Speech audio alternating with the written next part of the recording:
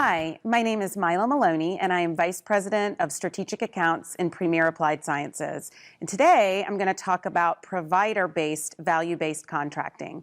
Now, value-based contracting has been going on for years with payers. With providers, it's new. And in fact, I have people say to me all the time that it's not actually happening, and it's really like a unicorn. Well, unless unicorns are real, then provider-based, value-based contracting is nothing like a unicorn because it is going on today. Now, it is different. You can't do it the same as you do with payers. There's really 4 categories that it's believed can be done with provider-based, value-based contracting. So I'm going to touch on each of them briefly.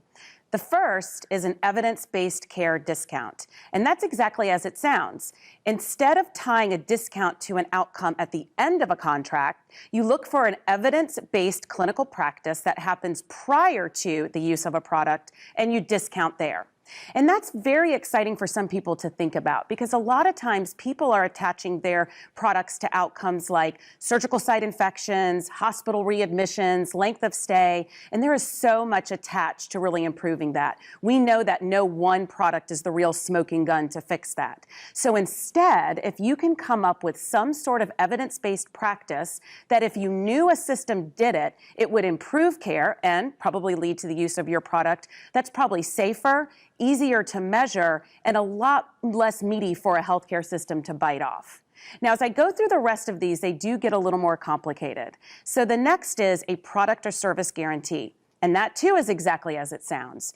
You as a supplier would attach yourself to an outcome. If anything less than that outcome happens, then you would give a rebate to the health system that is attached to the cost of a product. So if you know, for instance, that you can reduce surgical site infections, and you know your way to do it is by about 30%, anything less than that would require a rebate that is associated with that. So for instance, if you reduce surgical site infections by 20% instead of 30%, you would have to write a rebate check back to the healthcare system. So the third one is a risk share by product. And a risk share by product is not that different from a product or service guarantee in that you are also attaching yourself to an outcome. But here's what's different.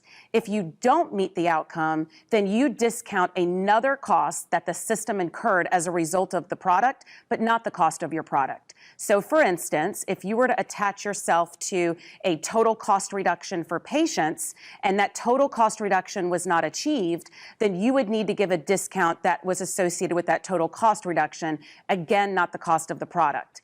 Now, what I'll say about the first and the third one is they are really appealing to suppliers that have products that are reimbursed because a reimbursed product comes with a much tighter regulatory environment. So if you're rebating in association with the cost of the product, like in number 2, it becomes much more complex from a regulatory environment. Now, the fourth is really short and easy to do because we consider it aspirational, but providers and suppliers are asking about them all the time, and that's a risk share by alternative payment model. So you've probably noticed in every other example, the supplier has to pay if something doesn't go right. But in this example, not only does the supplier have to pay if something doesn't go right, but the provider would pay if something goes really well. So if you think about a healthcare system that's part of an ACO that may have a financial benefit that's even partly as a result of the supplier's product, they would actually share that cost back to the supplier. And the reason that is aspirational is twofold. One, no healthcare system has 100% of their patients at risk, so it is really hard to implement a contract like that. And 2, from a regulatory perspective, very few people have figured out how providers can pay suppliers when they make money. So that hasn't been figured out yet. So as you can see, there really are a lot of ways that you can, as a supplier, work directly with providers to do value-based contracting. It's important to look for the right partners, and it's important to figure out what category you're in. But according to surveys, providers are interested in contracting. They're just waiting for you to come in and talk to them about it.